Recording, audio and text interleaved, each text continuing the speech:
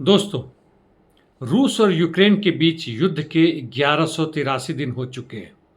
इसके साथ कुछ अन्य घटनाएं भी घटी हैं जिनके बारे में चर्चा करूंगा, मुख्य रूप से सीरिया और भारत के बारे में भी, और कुछ हद तक सूडान के बारे में।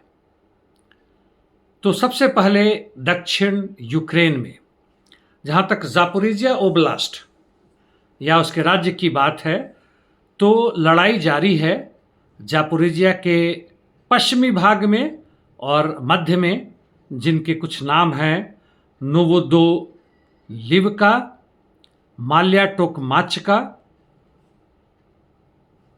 शेरेबाकी, कामेंस्कोय। यदि आप मेरे वीडियो को पहले भी सुन रहे होंगे तो आपको इन क्षेत्रों के बारे में पता होगा। और साथ साथ रूसी सैनिकों का आक्रमण बहुत तेजी से जारी है जेलेनोए पोल, नोवोपोल और नोवोदारिका क्षेत्र में। जहां तक जेलेनोए पोल की बात है, दक्षिण और पूर्व में, और साथ साथ नोवोदारिका के उत्तर पश्चिम में आगे बढ़े हैं, और उत्तरादने और कुमार के तरफ भी रूसी सैनिक आगे बढ़ रहे हैं। बोगातिर क्षेत्र में लड़ाई जारी है, कोई खास परिवर्तन नहीं है। जबकि पुक्रोवस्की क्षेत्र में आए तो द्रुस्कोवस्की क्षेत्र में, यानी रोमानिवका के क्षेत्र में, और जारिया उसके बगल में काफ़ी ज़बरदस्त तेज़ी से लड़ाई जारी है और रूसी सैनिक आगे बढ़ रहे हैं। इनकी बढ़त स्टारा निकोलेवका और वहाँ से और भी आगे इग्नातीयिवका में जारी है। साथ साथ अलेक्जेंड्रापोल, वाब्लोनोवका और ग्रोदोवस्काया एरिया में नोवोपोल्का और अन्य क्षेत्रों में जारी है। इतना बता दूं कि जो यूक्रेन के पक्षधर हैं और उनकी तरफ से रक्षा विशेषज्ञ, उनका भी मानना है कि रूसी सैनिक का पुक्रोवस्क की तरफ काफ़ी तेज़ी से बढ़ रहे हैं। दक्षिण में तो है ही है, यानी नीचे की तरफ बाएं यानी पश्चिम, और दाहिने यानी दक्षिण के क्षेत्र से भी वह पोक्रोवस्काया को घेरने की पूरी कोशिश कर रहे हैं, और वहां से वह आगे कॉन्स्टांटिन्युका की तरफ बढ़ रहे हैं, यानी नए क्षेत्र की तरफ। और इसी से सटे हुए, जिसकी चर्चा मैंने पहले भी की थी, टोरेस के क्षेत्र में आते हैं। तो इन दोनों के बीच का जो क्षेत्र है, वहां पे रूसी सैनिकों ने फिर से चेरेतीने या चेरितीनों की तरफ से वह आगे बढ़ रहे हैं। और यह क्षेत्र आपको यदि याद हो तो चासिव यार, और उसके पहले जब अवदिवका में जबरदस्त लड़ाई जारी थी, इस जगह का नाम आता था। खैर, यहां से पूरी कोशिश है अब आगे बढ़ने की, और इन क्षेत्रों को कब्जा करने के बाद से कॉन्स्टांटिनोवका की तरफ। चासिव यार सिवेर्स्क में रूसी सैनिकों ने चासिव यार के ग्राइहोरिवका क्षेत्र में आगे बढ़े हैं, जबकि सिवेर्स्क में इन्होंने वर्खने कामेंस्कोय पर पूरी तरह कब्जा करके उसके वह उत्तर दिशा में बढ़ रहे हैं, यानी सिवेर्स्क सिटी की तरफ बढ़ रहे हैं। और यह इनकी काफ़ी बड़ी जीत है जहां तक पूरे डॉनबास की लड़ाई के बारे में बात है। अब सीधे संक्षिप्त में आते हैं कुर्स्क के क्षेत्र में। यहाँ पे वोल्फिनो और क्राजनो ओक्त्याब्रिस्की जगहों में, ये कुर्स्क के सटे हुए क्षेत्रों में, यूक्रेनियन सैनिक बार बार वहाँ पे काउंटर अटैक करते हैं और मार खा के वापस लौट रहे हैं। टोटकिनो और पावलोवका क्षेत्र में इंटरमीडिएंट यानी यदा कदा लड़ाई जारी हुई है। नोविपुत में भी इनका आक्रमण असफल रहा है, या आगे बढ़ने में असमर्थ है। अब कुछ अन्य क्षेत्रों में, जहाँ तक बेलगोरद और सुमी की बात है, बेलगोरद में कोई परिवर्तन नहीं। सुमी में रूसी सैनिक मुख्य रूप से अभी पोजिशनल बैटल के रूप में देखा गया है। पिछले 1 से 2 दिनों के बीच में फिर भी इन्होंने कुछ नई जमीन पर कब्जा किया है, लोकन्या की तरफ से, और यूनाकिफका की तरफ बढ़ रहे हैं, जो एक महत्वपूर्ण इस्टाब्लिशमेंट है पूरे सुमी क्षेत्र में आगे बढ़ने के लिए। इंटरडिक्शन मिशंस की जहां तक बात है, दोनों तरफ से बहुत जबरदस्त लड़ाई चल रही है और भारी मात्रा में एक दूसरे के क्षेत्रों को बर्बाद करने की कोशिश कर रहे हैं। यह है जहां तक रूस और यूक्रेन की बात है। और जहां तक शांति की बात है, ऐसा नहीं लगता है कि अभी कोई भी शांति होने वाली है। 2 घंटा बातचीत होने के बावजूद भी पुतिन और ट्रंप के बीच में कोई खास नतीजा नहीं निकला है। यदि अंदरूनी कुछ बात हुई है तो वह आम जनता को या मीडिया को नहीं बताया गया है। हाँ, ये लगता है कि इसके बाद से अब एक नई बातचीत की तैयारी शुरू हो रही है, जिसमें जेलेंस्की के ऊपर जबरदस्त दबाव है और साथ साथ यूरोपियन यूनियन और नेटो के देश भी इस बातचीत में शामिल हो ना हो, लेकिन इसके लिए तैयार हो रहे हैं। नहीं तो उन्हें साफ दिख रहा है कि यदि हम शांति नहीं करते हैं तो रूस के सामने नतमस्तक होना पड़ेगा। गाजा पट्टी में जहां तक बात है, पैलेस्टीन और हमास के बीच युद्ध काफ़ी तेज रूप ले रहा है। आईडीएफ की पूरी कोशिश है कि गाजा पट्टी को अब 3 भागों में बांट दिया जाए और पूरी की पूरी तरह से वहां बर्बाद किया जाए।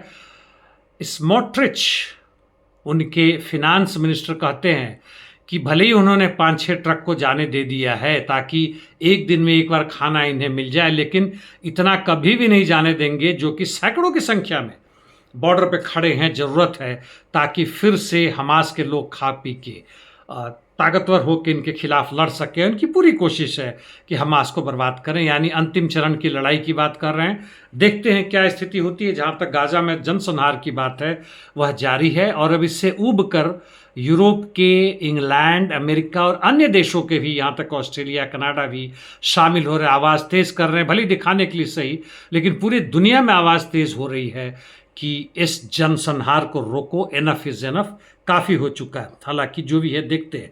सीरिया में लताकिया, जहाँ पर कि रूसी सैनिक अड्डा अभी भी है, वहाँ पे कहते हैं कि एचटीएस ट्रुप से कुछ और भी वहाँ सैनिक बढ़े हैं और ख़ासकर उज़्बेकिस्तान का, जिन्होंने रूसी सैनिकों पर आज से 1 हफ्ता पहले आक्रमण किया था। दोनों तरफ से हताहत होने की खबर है।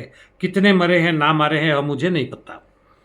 अब आते हैं सूडान पे।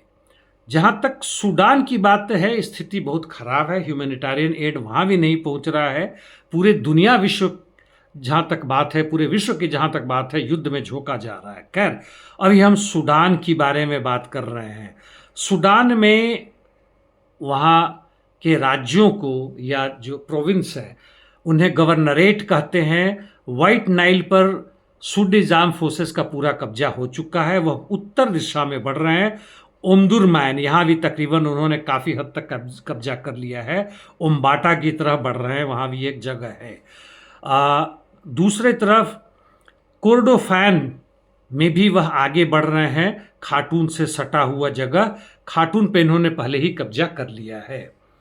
और अभी जहाँ तक की बात है, एक तरह से एक अंदाज़ा मैंने लगाया कि सूडीज आर्म फोर्सेस सरकारी, जो कि वहाँ की जनता भी जिसे चाहती है, का करीब 65% हिस्से पर सूडान में कब्जा है। इस 65% मुख्यतः वह क्षेत्र आता है जहाँ अधिकतम आबादी है और छोटा मोटा इंडस्ट्रीज है। बाकी सब तो बर्बाद हो ही चुका है। और पश्चिमी सूडान में, जो समुद्र से भी लगा हुआ है, और यहाँ पे आरएसएफ का कुछ हद तक कहें तो कब्जा है। तो इस तरह से मिला कि उनका 30% के आसपास सूडान के अन्य क्षेत्रों के साथ कब्जा पे हैं, छोटा मोटा मिलाकर कहें तो। और इसका कब्जा मुख्य रूप से दारफुर में है। हालांकि लोगों की बहुत कोशिश थी कि पश्चिमी सूडान को एक अलग से देश घोषित कर दे। वैसे ही इसे सूडान अभी टूटकर एक सूडान और नीचे में दक्षिण सूडान बन चुका है। खैर, वह आगे आने वाले समय में हम देखेंगे क्या होता है। अभी कुछ अपने देश के बारे में, जहां तक आपने पढ़ा होगा पहले भी, हरियाणा में एक प्रोफेसर को पुलिस ने अरेस्ट कर लिया था। और यह अरेस्ट करने का कारण था कि इस प्रोफेसर साहब ने, जिनका नाम है अली खान और अशोका यूनिवर्सिटी में असिस्टेंट प्रोफेसर की हैसियत से काम करते हैं, और इन्होंने एक आर्टिकल लिखा था ऑपरेशन सिंदूर पे, जिसमें इन्होंने पाकिस्तान की शिकायत की थी, उसके हारने की बात कही थी, भारत सरकार की प्रशंसा की थी। सबके बावजूद भी चूंकि यह एक संभवतः मुस्लिम थे, इनके खिलाफ में कुछ शिकायतें जाती हैं पुलिस को, जिसमें मुख्य रूप से बीजेपी का युवा मोर्चा है, उनके जनरल सेक्रेटरी हैं, और दूसरे हरियाणा महिला आयोग की अध्यक्षा जाती है, यानी प्रेसिडेंट जाती है। हालांकि महिला आयोग स्वतंत्र है, वह किसी राज्य सरकार की नहीं होती है, लेकिन फिर भी वह गई हैं इसलिए कहते हुए कि देश पे खतरा है, पुलिस ने इन्हें पकड़ लिया। और हफ्ता भर पहले जब यह कोर्ट में, लोअर कोर्ट में गए थे अपने बेल के लिए, तो बेल तो इनकार कर ही दिया गया। पुलिस कस्टडी में 2 दिन के लिए दिया गया। जब 2 दिन खत्म हुआ तो हफ्ते भर के लिए इन्हें पुलिस कस्टडी में दे दिया गया। इसके बाद से सुप्रीम कोर्ट में गए। सुप्रीम कोर्ट में सुओमो नोटिस हुआ और वहां पे सुप्रीम कोर्ट ने इन्हें अभी फौरी राहत दे दी है, यानी इन्हें बेल मिलेगा। मैं एक बात कहना चाहता हूं कि जो हरियाणा महिला आयोग की अध्यक्षा है, जब उनसे एक एंकर ने पूछा, आपने वह वीडियो देखा होगा, कि भाई आप बताएं कि आपने क्या गलत चीज पाया, तो उन्होंने कहा कि उन्हें खुद पढ़े, अंग्रेजी समझ नहीं आती वगैरह वगैरह। वह जवाब नहीं दे सकी कि यह प्रोफेसर अली जो है क्या उन्होंने भारत सरकार के खिलाफ कहा।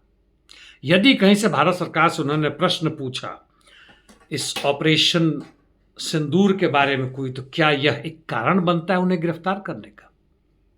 और क्या ये लोग अब भारत सरकार या हरियाणा सरकार के हिस्सा बन गए, मुखबिर बन गए? यह बहुत ही शर्मनाक है।